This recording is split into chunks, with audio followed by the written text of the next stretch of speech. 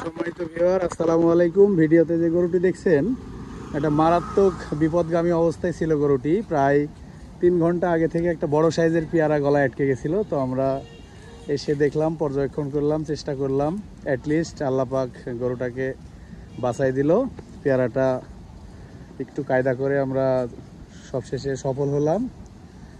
তো আপনারা অবশ্যই আপনার গরুকে যখন খাদ্য দিবেন, খাদ্যটি প্রয়োজনে ছোট করে দিবেন বা কেটে দিবেন বা পিষে দিবেন। মোট কথায় কোনো বড় সাইজের কোনো খাবার দিবেন না, কারণ মানুষের মতো গরু ছাগলের ওইরকম ব্রেন বুদ্ধি অবিকল থাকে না যে বেছে খাবে বা কেটে খাবে বা ভেঙে খাবে।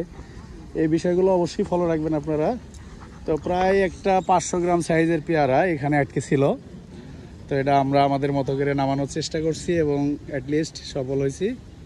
তো অবশ্যই আপনার গরুকে যখন খাবার খাওয়াবেন খুব সতর্কতার সাথে খাওয়াবেন। সব খাবার দিবেন না যেগুলোতে এরকম রিস্ক হতে পারে।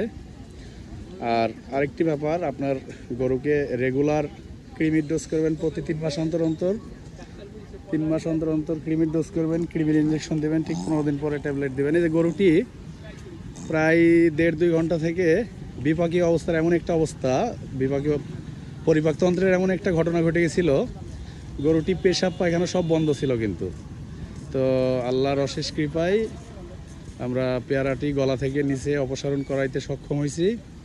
এখন গরুটি পেশাব পায়খানা করলো এবং এই যে মুখে যে লালা দেখছেন, এগুলোও শ্বাসনালীর বাধার কারণে এই সমস্যাগুলো হয়েছে। তো অবশ্যই আপনারা কাঁচা এরকম টাইপের কোনো ফল দিবেন না গরু ছাগলকে, যেটা খাইতে গিয়ে গলায় যে কোনো মুহূর্তে আটকে যেতে পারে।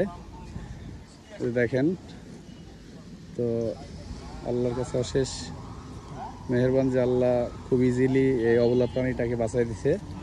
ঠিক এই জায়গাটাই পেয়ারাটা আটকে ছিল, প্রায় 500 গ্রাম ওয়েটের। তো আল্লাহ ভরসা, সব মিলিয়ে গরুটি এখন সেফ জোনে চলে গেছে, আউট অফ ডেঞ্জার।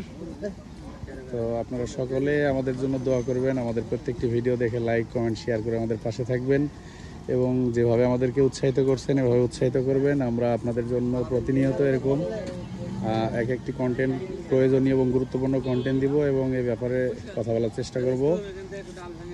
তো সকলে ভালো থাকবেন। এই গরুটি 3 ঘন্টা আগে থেকে খাওয়া তো দূরের কথা, মুখ অফ হয়েছিল। দেখেন, পেয়ারাটা নামার পরে এই যে এখন পাতা দেওয়া হচ্ছে, গরুটি পাতাও ঠিকঠাকভাবে এই যে দেখেন, আপনারা নিজেই দেখেন।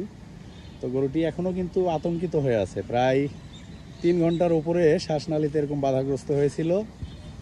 তো সবশেষে আউট অফ ডেঞ্জার। গরু ছাগল সংক্রান্ত যে কোনো ব্যাপারে আমাদেরকে ইনবক্স করবেন, ইনশাল্লাহ আমরা চেষ্টা করব আপনাদেরকে সাপোর্ট দেওয়ার। সকলের সুস্বাস্থ্য কামনা করে শেষ করছি আমার ছোট্ট শটটি। আল্লাহ হাফেজ, ভালো থাকবেন সবাই।